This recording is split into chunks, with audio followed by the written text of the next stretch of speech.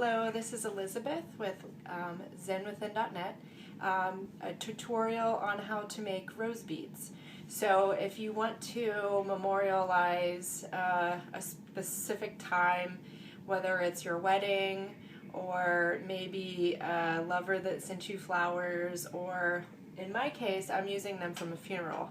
So you would take the roses, and after they are completely dried, you powder them, pulverize them as small as you can get, either in a coffee bean grinder that's not been used for coffee or is cleaned out very well, or you can use a food processor.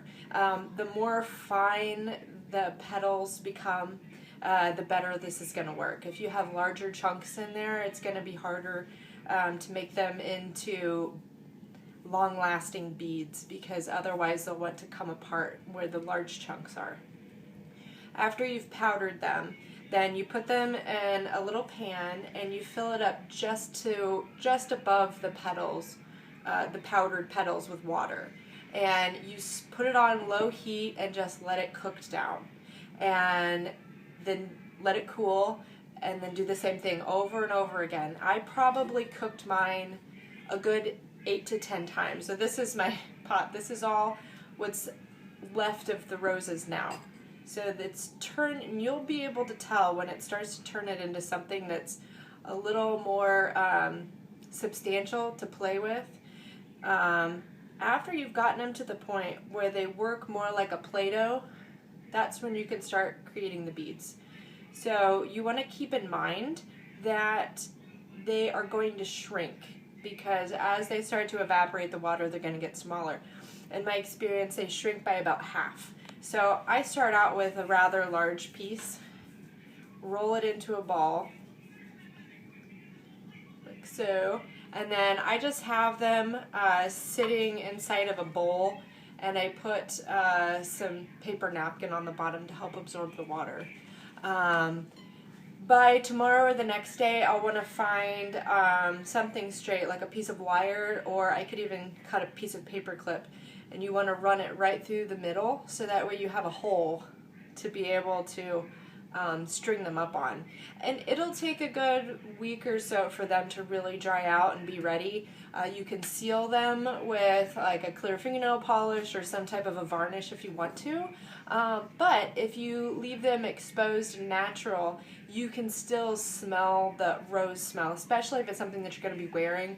Once it gets warm and up against your skin, it's going to start smelling like roses again, which is very nice.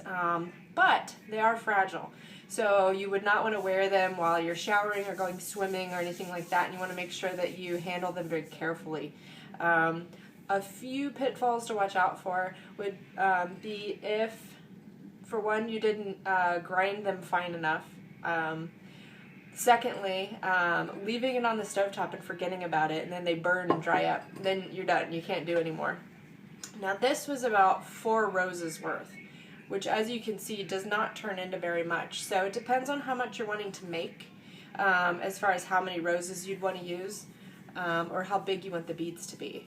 If you want to test it out and they are very special roses, maybe just start off with a couple and leave some behind to practice, so that way you get it right. And then if you ruin a couple of them, then it's not a complete loss. And one of the things I like to do is turn this into a little bit of a meditation too. This is the 3rd set of rose beads I've made that are from a funeral. So while I'm making them and stirring it and creating the beads, I like to think about that person and the effect that they had on the world. This is going to be a gift for the mother of the person who died. So I'm thinking about her also. So turning it into a nice little meditation. Something that's nice too is while they're cooking, the whole house smells like potpourri. It smells like roses, and it's very lovely. So I will post some pictures and a written tutorial on how to do this on my Instagram page, which is ZenWithin.net 1111 is my Instagram. Or if you have any questions, you can email me at liz@zenwithin.net. Thanks.